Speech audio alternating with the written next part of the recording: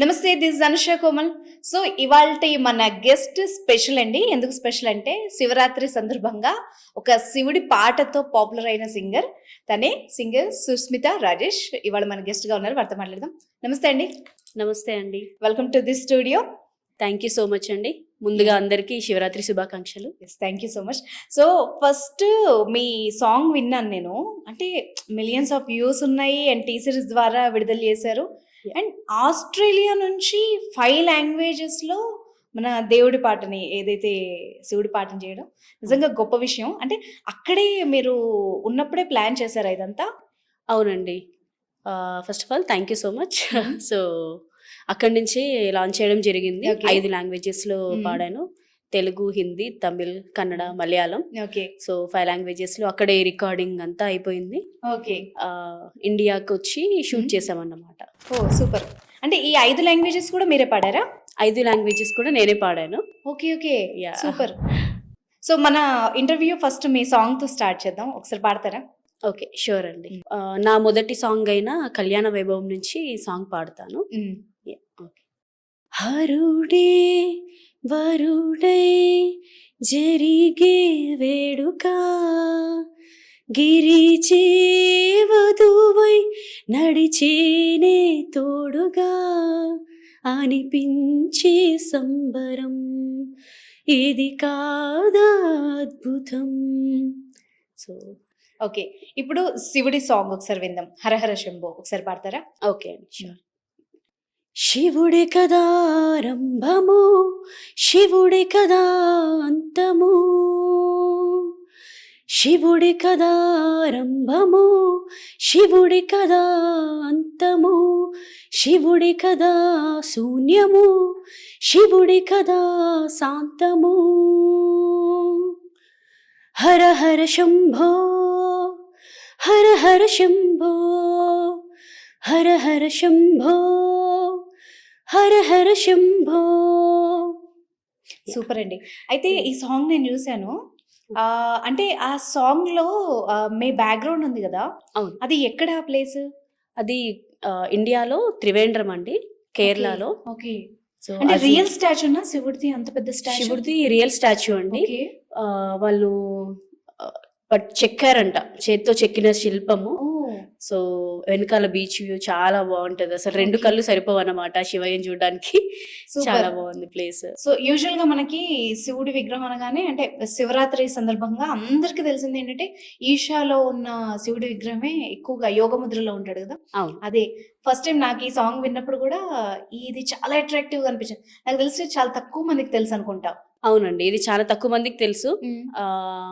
Actually మా husband select చేశారనమాట ఆ ప్లేస్. మనం ఇక్కడే Okay. చేస్తే బాగుంటది షూట్ అని చెప్పి. ఓకే. ఎందుకంటే కేరళలో మేము ఇది టూరిజం ని కూడా ఎంకరేజ్ చేసినట్టు అవుతుంది కదా 5 లాంగ్వేజెస్ లో షూట్ అన్నప్పుడు.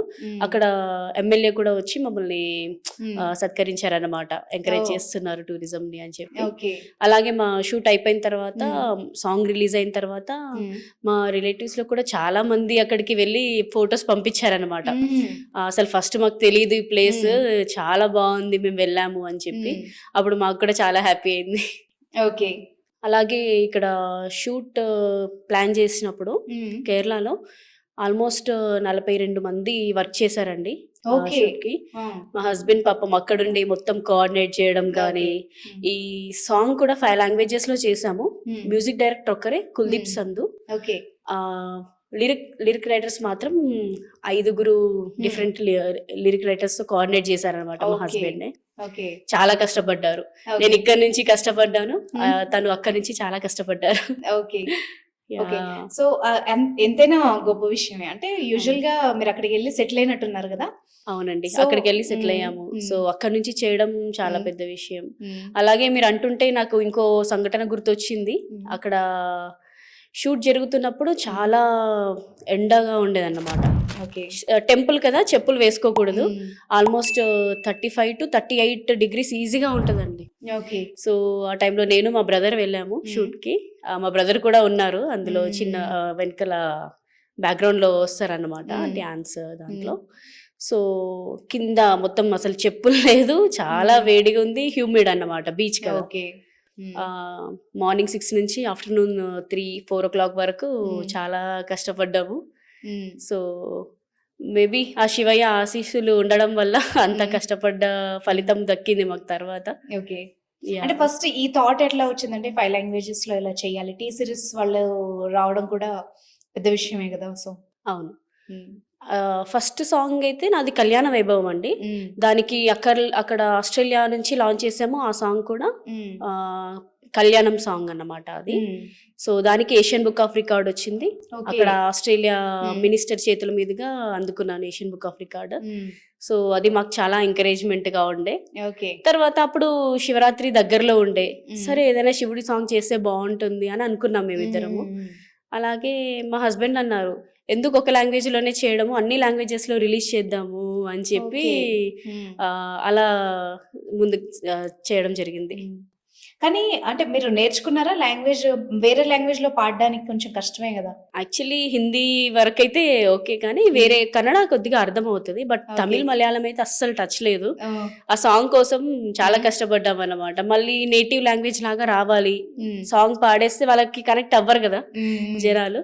సో 2 times రికార్డింగ్ చేయడము జరిగింది అనమాట. మనము శివ అంటాము, వాళ్ళు శివ అంటారు. సో అలా చాలా ప్రొనౌన్సియేషన్స్ డిఫరెంట్ గా ఉండే. చేసాము 2 times 3 times అయింది ఒక్కొక్కసారి రికార్డింగ్ నేటివ్ గా ఉండడానికి. సో మొత్తానికైతే రిజల్ట్ బాగా వచ్చింది. ఓకే. సో కాకపోతే మీరు ఆస్ట్రేలియాలో ఉంటారు, మరి ఇక్కడేమో ప్లేబ్యాక్ సింగర్ గా చేశారు, అంటే కొన్ని మూవీస్ లో పాడారు, ఇప్పుడు ఈ సాంగ్ చేశారు. ఎంత ఇంట్రెస్ట్, మళ్ళీ టైమింగ్స్ ఇవన్నీ ఎట్లా మేనేజ్ చేయడం? అవునండి, యాక్చువల్లీ పెళ్ళికి ముందు చేయడం వేరు, పెళ్ళయి ఫ్యామిలీ 2 kids తో చేయడం చాలా కష్టము. కానీ పిల్లల సపోర్ట్, మా హస్బెండ్ సపోర్ట్ అంతే ఉంది. అంత సపోర్ట్ ఉండడం మూలంగానే ఇదంతా చేయడం జరిగింది. అక్కడి నుంచి చేసాము. సో మాకు నెక్స్ట్ మూవీ ఆఫర్ వచ్చింది, చెయ్యాలి అని చెప్పి ఇక్కడికి వచ్చి రావడం జరిగింది. మధ్యలో వచ్చి రికార్డింగ్ కి అలా వెళ్ళాము. అలాగే కేరళ షూట్ కోసం ఒకసారి అలా వెళ్ళి రావడం జరిగింది.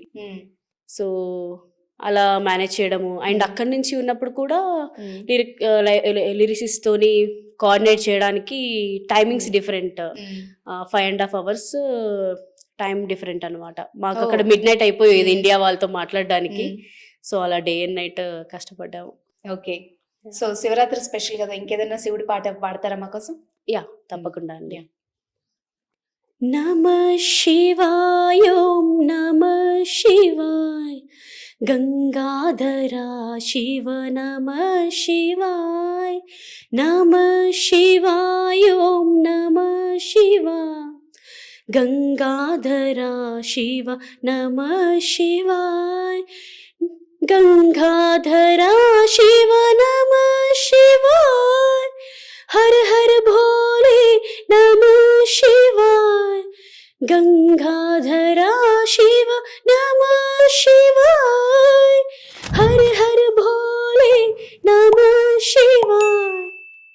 సూపర్, థ్యాంక్స్ అండి. సో చాలా చక్కగా పాడారండి.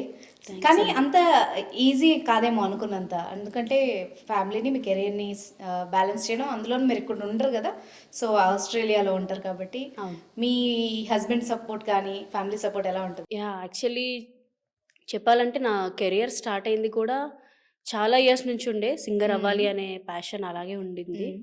సో ఆ కోవిడ్ టైం ఉంది కదా, అందరికి ఒక చేదు జ్ఞాపకం అన్నమాట అది.